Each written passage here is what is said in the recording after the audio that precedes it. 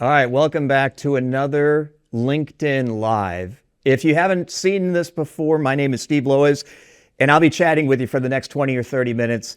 The idea behind everything we do on LinkedIn Live, on these sessions, is to talk about and really kind of dig into some topics that might be a little controversial, that people may disagree with, that may take a different view of leadership in and of itself. Because let's face it, most leadership systems, most leadership training works when things are calm. The things that I was taught over the last 30 years, going all the way back to my college days, all kinds of training I've received since then.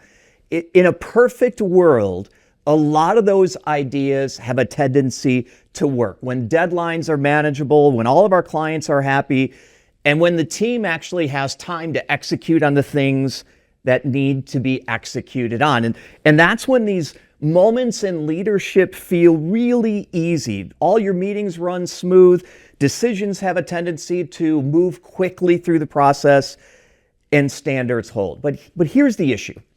We don't live in a world as leaders, in the perfect world, let's call it. We live in a world where we are under constant pressure. I talked about this in the last Leadership Live or the last LinkedIn Live, that when we get to work on Monday morning and the crap hits the fan, all of that stuff that we've learned kind of goes out the door. I'm just kind of setting the context for what we're going to talk about today, right? The client issue escalates, the revenue slipping, somebody calls off sick, the next person quits. All this stuff happens. And as leaders, we may not respond in the best way because we feel the pressure. And we've got to realize that this impacts our teams. And I know theoretically you'd say, yep, I get it. There's nothing new here. But what we have to understand is that a lot of the drift that our teams feel isn't loud. It doesn't all come on at the same time. If you're a leader, you've experienced this. If you're a team member, you've experienced this. Look, if you're one of my team members, I know that you have experienced this. And eventually we start asking ourselves, dang it, what happened to our team? Why does it feel like there's no energy? Why does it feel like there's no accountability? And here's the thing. Apparently, the leadership or the world has a new name for this. And it's actually the title of this session called quiet cracking. You know, we've had quiet quitting. We've had all of these different titles for all of these things that have really gone on for a long time. But let's hone in on this thing that we're calling quiet cracking today, right? And again, I don't know who comes up with these phrases, but the pattern behind them is real. Even quiet quitting, which was real popular for a couple of years, the term actually took over. But if you peel the layers back, the pattern behind quiet quitting, the pattern behind quiet cracking is real. People don't necessarily drift in a loud way. They start getting a little bit quieter. The team doesn't collapse all of a sudden one day. Usually it's over a period of time, and it's the phenomenon I've already referred to, and I keep saying this over and over and over. The team, the individual, starts to drift, and it's quiet. It's subtle at first. Look, in your organization, if you really pay attention to this, you experience this as well. But here's the thing. From a leadership perspective, I put a lot of emphasis on things that are our responsibility, my responsibility as a leader. And this drift that creates this phenomenon of quiet cracking, I think is really our responsibility as leaders. So let me, if you're watching this, whether it's while it's live or sometime later on, I want you to think through this. Let me ask you a question. As a leader, have you ever kind of looked up and realized that you're carrying more of the load than you have previously? Meaning people are coming to you for approvals because they're not making them anymore. They're coming to you to solve more of their problems because they're not solving them anymore. Have you ever experienced that? And if you're a leader and you say no, you're lying to me, because we've all experienced this as leaders. That's a result of the drift. Now, if you have experienced that, if you've got the chat box up in front of you, I can see it up here on my screen. I just want you to put in ownership drift. Just type in that comment, ownership drift, again, whether it's now, whether it's later, because it's that drift that we create. It's the environment that we create as leaders that shows up in ways that we're often not paying attention to that actually matters. And here's what I hear in most leadership circles. It's burnout that creates this drift. It's a lack of engagement that creates this drift, or it's a lack of employee resilience that creates this drift. I think it's the other way around. I think it's the environment when what we are not paying attention to as leaders that creates the drift, that creates the disengagement, that creates what looks like a lack of resiliency, that creates a lack of engagement. Now, I am not taking personal responsibility out of this. If you're a leader, I'm not blaming you, I'm not blaming me for 100% of this. But we set the tone. And I think 80, probably 85% of the time, it's what we're doing or not paying attention to that starts to create the majority of the drift that goes on. And it's really about how we change as leaders under pressure, the way that we get stretched in some of these things. And then what happens as a result of that. The standards that we used to hold to begin to soften. Accountability now becomes something that is viewed as negative. That creates the environment of quiet cracking. That drift that starts off really quiet from our team members. That drift that starts off almost unnoticeable if we're not paying attention, and then eventually catches steam. And we go back to that earlier question I asked. What the hell happened to our team? What the heck happened to our team? It's we don't realize it soon enough. And when we do realize it as leaders, unfortunately, too often we do nothing to create the drift that's actually there. Now, this is all really good and sounds great. And some of you are thinking, you know what? That's not true. Some of you are thinking, oh my gosh, that is so true. Evaluate yourself as a leader. Now, here's what I want to go through. There's at least 5 kind of subtle signs from a leadership perspective that you can see in your team that's starting to predict this idea of drift, that drift that leads to quiet cracking. In essence, they're being very quiet. They're not leaving the organization, but they're not as engaged as they were before. They're not making the decisions that they used to make. All those things that I actually described. That's really the definition today of quiet cracking. But let's go through each of these things and the signs that as leaders, we have got to be paying attention to. And then I'll give you a couple of steps, a couple of thoughts that you can apply tomorrow, that you could apply today, that we all as leaders need to take heed of. But number one, and I've already referenced this a couple of times, if you're experiencing as a leader a circumstance where decisions throughout your team are slowing down, it's potential that they're already starting to drift, right? You start hearing, and it doesn't sound like a major issue, but when you start hearing things like, hey, I just wanted to check with you. That's what your team is saying to you. I thought you might want to weigh in on this. Those sound like harmless phrases that they're just getting you involved. But I want to take the flip side of that.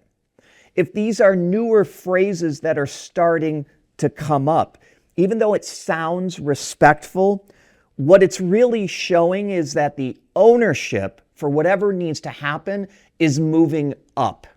Now think about this for a second. Our role as leaders is to take ownership and guide it down, to give that autonomy to our teams closest to the scenario to make the final decision.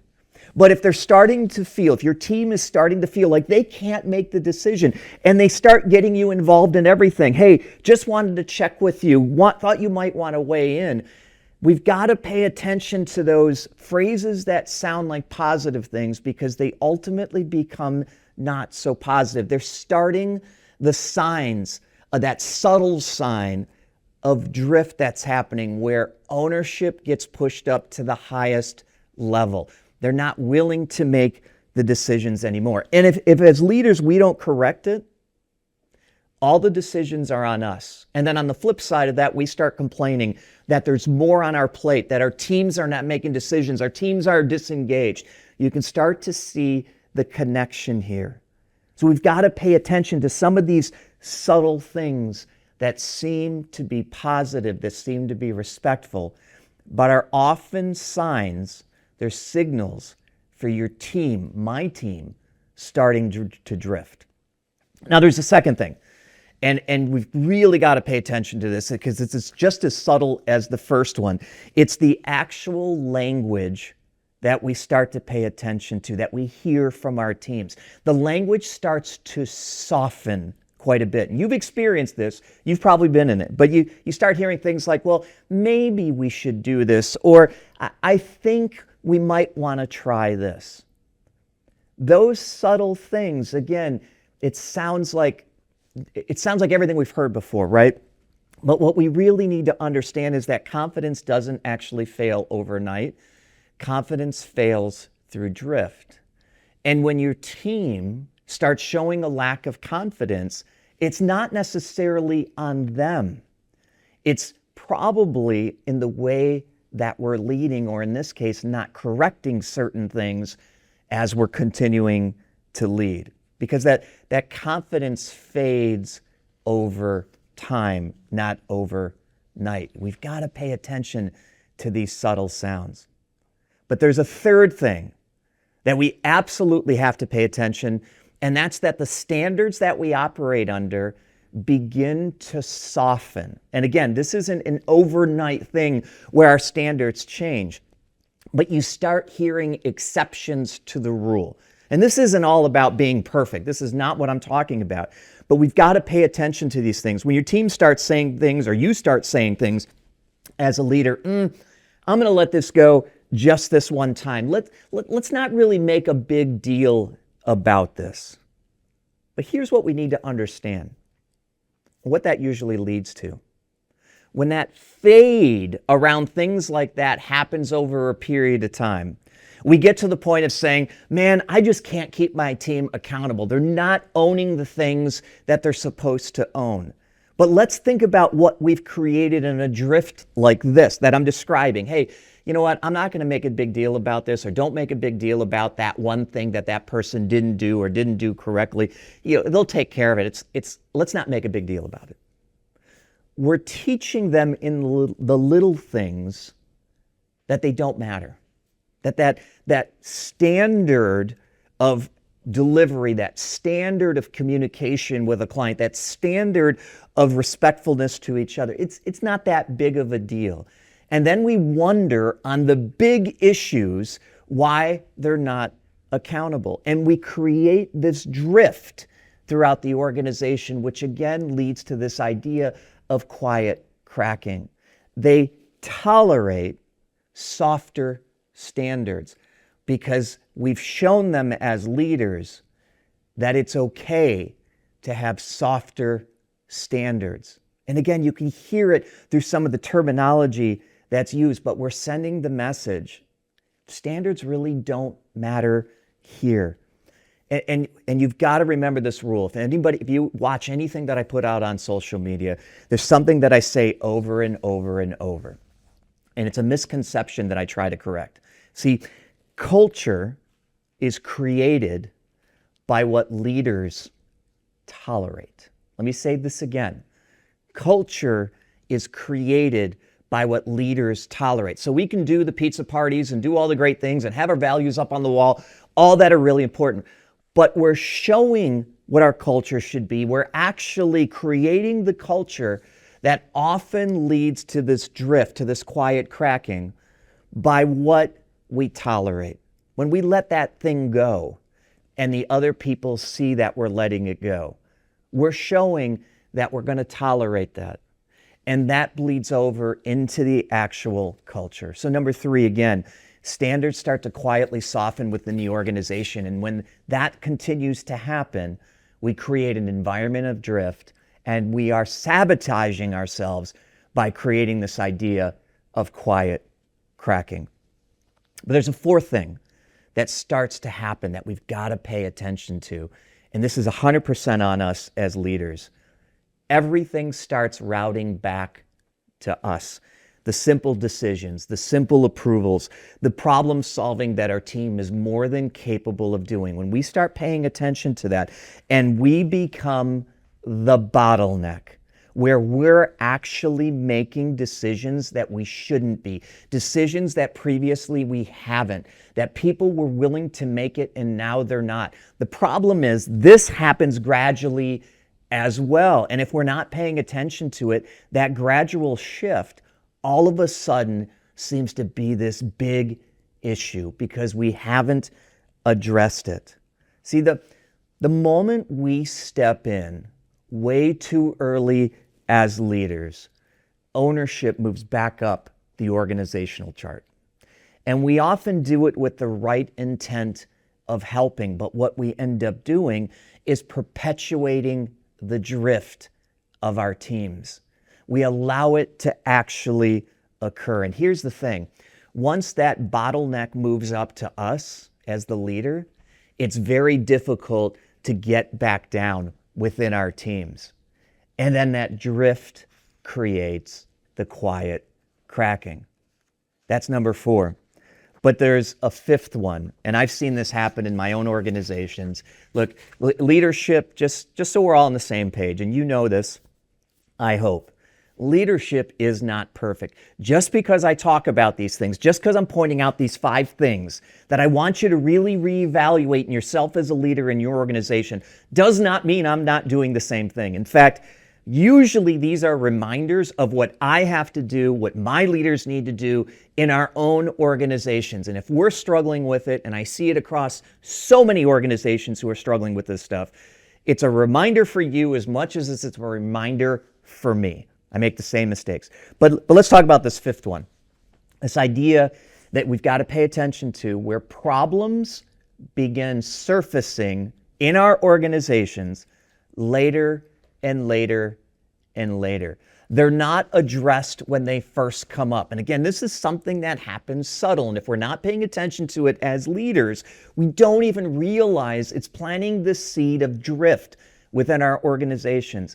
And the more drift, the more reasons for drift we create, the more that quiet cracking is actually occurring in our own organizations. So the issues that used to come up early with a client, with a fellow team member, really anything, they used to come up early. They start coming up later and later in the process. It's like people are hiding from them. They show up last minute, and now there's all this urgency to deal with the problem because it wasn't dealt with sooner. It's, people didn't say anything at first. And it's usually not that they're not capable of seeing the problem earlier. It's really more of a leadership response and how we've responded when the issues have come up previously. This is an interesting thing. People bring up problems early, or issues, I won't even call them problems, early, when they know others will listen and help them solve. When they trust they're not going to get slammed when they bring that problem. It's the old saying of, don't kill the messenger. I guarantee you, if you're a leader, at some point in your previous, whatever, how many years you've been leading, you've killed the messenger. And you sent the message that you killed the messenger. And you're sending the message not to surface problems early because you're going to kill the messenger. And there's different levels and there's different degrees of this. I get that completely. But what we have to understand is that these are all leadership behaviors. These 5 things that I just mentioned are leadership behaviors, sometimes unintentional, sometimes because we just don't know, that creates drift. That drift in our team is the cause of the disengagement, is the cause of a lack of resiliency, is the cause of that disengagement or that lack of ownership that we see. We've got it backwards. We don't need to create more ownership in our team. We need to first start looking at the behaviors that we are showing as leaders. And if we don't pay attention to these 5 subtle things, and now all of a sudden it starts to blow up and the drift is there, we missed the opportunity. Now, it doesn't mean we can't come back from it, but it's sure a heck of a lot harder when all this comes into play and your people actually start cracking. It's moved from quiet cracking to literal cracking. They're giving up. They're not taking ownership. They're doing just enough to get by. Call it quiet quitting, call it quiet cracking. It doesn't really matter. But those are at least the 5 signs. So here's a question for you. Again, if you're watching this, I would encourage you to think through this for your own group. Which of these show up in your organization? If you're a team member, you're not leading people, I still want you to think about this. If you're a leader, I want you to really pay attention. But which of these are actually showing up consistently in your organization? Decisions are slowing down. The standards have been softening over a long period of time. As the leader, you or your leader becomes the bottleneck and they are making decisions shouldn't be making, or problems in your organization, issues show up late, and it's almost when they're about ready to blow up. Which of those shows up in your organization? Be honest about it. You don't have to put it in the comments. If you want to, please do so. But I just want you to think about this in your organization. And here's my experience. Almost every organization that I work with, including my own, one or more of these shows up. And it's usually more than one, which is indicative of drift that has not been addressed, which is indicative of a leader who hasn't paid attention to the drift or didn't know that we should be paying attention to the drift. But then here's what happens when we finally realize. So think about it here for just a second. You identify the drift. One or more of those 5 things are actually happening. What do you usually do as a leader? Or what does your leader usually do? I want you to really think this through. Because in my observation, in my experience, a couple of things happens for most of us as leaders. We push harder. We want more accountability. We push harder. We're going to force engagement. The leader gets more involved in the day-to-day of the operations. Look, I've done this a gazillion times, right? Things aren't going the way I want them to. Instead of leading, I get involved more operationally. I try to motivate the team. You've done the exact same thing. Your leader has tried to do the same exact thing.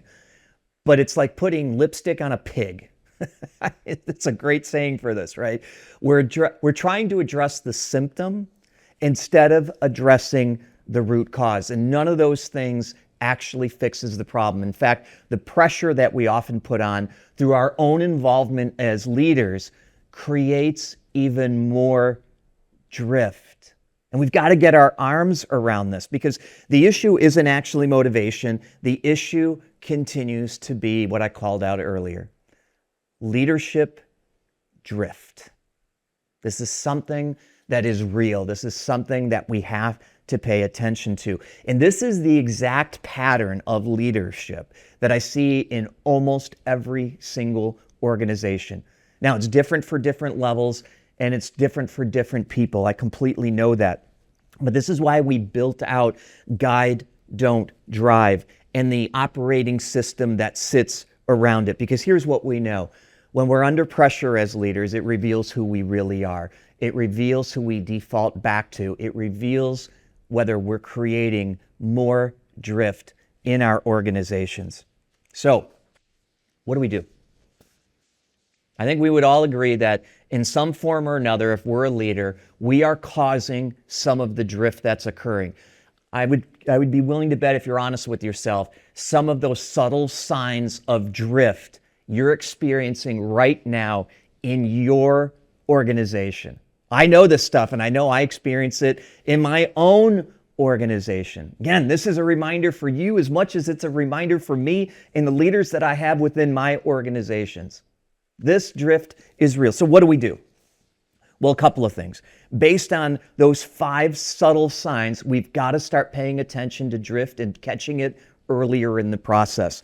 All right? If performance in your organization has already dropped, it's late in the drift stage. So we've got to start paying attention to it actually right now, before the numbers change, before the results start to fall off. That's easy step number 1.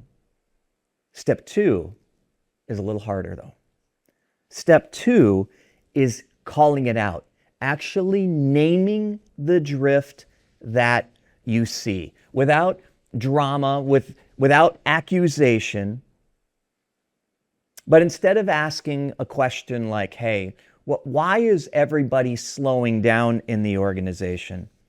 Change the approach to this. Look, as the leader, I'm noticing that decisions are taking longer than they used to. That's making it a factual statement. Call out what's happening in your organization. Look, I'm noticing that decisions are taking longer than they used to. They can't avoid that direct conversation. You as the leader can't avoid that clarity in actually naming what's going on, because clarity resets the room. Clarity resets where you're coming from. That's step number 2. Step number 3 gets a little more difficult, right? We went from paying attention to calling it out to number 3 is actually resetting the standard within your organization. And this is the one thing that leaders have a real hard time with, because so many of us do not like confrontation. We don't like to feel uncomfortable. But here's what we need to realize. Standards are not punishment. Let me say that again. Standards and resetting them for you and your team, that is not punishment. Working in ambiguity, letting it go, letting your team continue to drift is creating punishment for your team. It's creating a drift environment, an environment where people are quietly cracking. What we've got to be able to do is say, look, team, here's what good looks like in our organization. Here's the standard that we hold to. We reinforce it, because here's what we've got to go back to, what I've said earlier. Culture is what we tolerate. And if we continue to tolerate less than that standard, we're continuing to perpetuate the drift. That is not fair to your team. It creates drift, that creates disengagement, that creates cracking, that creates turnover once they get through the quiet cracking. We have got to reset the standards in our organization. And then there's a 4th step. We're just building on it. We're making things more difficult. But this is another one of those areas where I think leaders struggle. If you're a problem solver, and most leaders are, we already talked about this, you step in to actually solve the problem. But instead of solving it, we need to step back as leaders and start asking some questions. What's your plan to solve the problem? What decision are you making? When should I check back in with you to see how that process is actually going? See, ownership should stay where the work actually lives. I had the same situation in one of my teams in the past week. It was really a client issue that needed to be addressed. And in most cases, in years gone by, I would have jumped in and said, okay, team A, you're doing this, team B, you're doing this. And I really had to push back on the team and say, this is yours to solve. I trust you to be able to solve it. What's the next steps that you're going to take? When are you going to take them by? And when should I follow up? That is putting ownership back at the level that it should be. We do it with the right intent as leaders. We see the problem, we solve the problem, and we think we're helping the other person. But all we're doing is showing that we will do that we will start to make decisions that we shouldn't because we don't trust them to actually make decisions. That's how it feels when it's one of your team members. So here's the thing. Let me just kind of ask you a quick question, right? How many of you have caught yourself stepping in when you shouldn't? Be honest with yourself for a second. You don't need to put anything online, but be honest with yourself. Look, I've been there, you've been there as a leader, but yet we continue to do this stuff. We've got to take these 4 steps. But here's the deeper truth, and I'm going to end with this thought process on this whole idea of quiet cracking. A training doesn't fix this type of drift. Drift stops when, as leaders, we create an ongoing rhythm that reinforces the 4 steps that I just talked about, right? We've got to pay attention, right? We've got to call it what it is. We've got to make sure that we address the behavior, that the decision-making is at the appropriate level and we're not taking control of that, and that we're resetting the standard for the organization, for that department, for whatever it might be. And that's why this idea of Monday morning implementation, you've heard me say MMI before, is so incredibly important because we drift very quickly. We have the right intentions to address these 4 things, to pay attention to those 5 things I mentioned in the beginning, right? Paying attention to the subtle drift.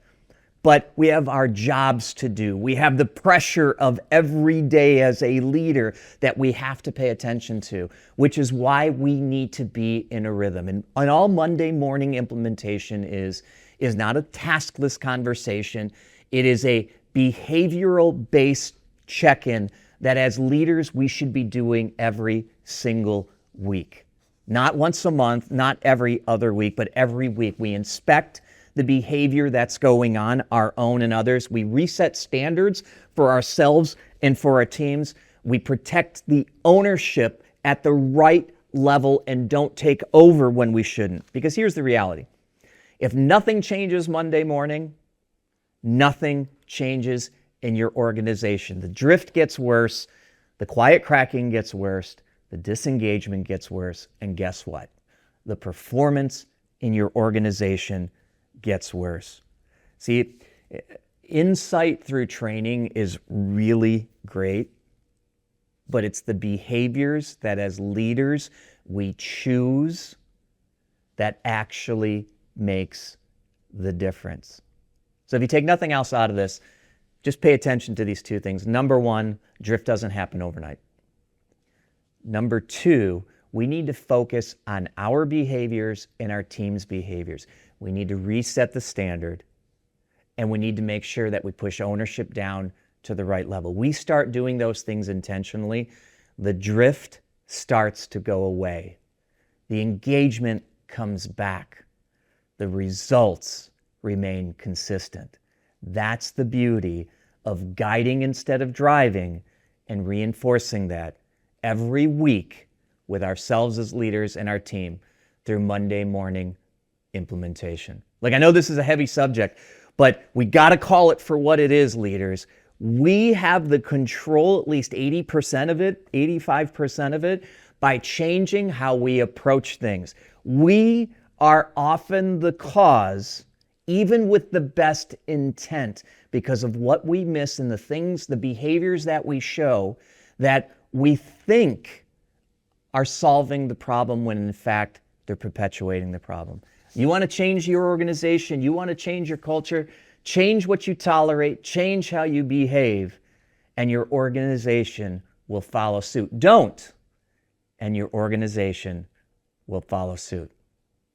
Look, if you've got questions on any of this, if you've got comments, if you've got thoughts, while it's either live or afterwards, just put them in underneath the video that you're actually watching. I respond to everything directly. If you want to reach out to me directly on one of these issues because you don't want it publicly known that you're struggling with the same thing, feel free to reach out to me directly. You could text me at 734-837-8500. You can direct message me here on social media. Yes, that is my real cell number. You can find it all over. I respond to everything myself. I don't let anybody else do that. That's the level of ownership I need when responding to people like you.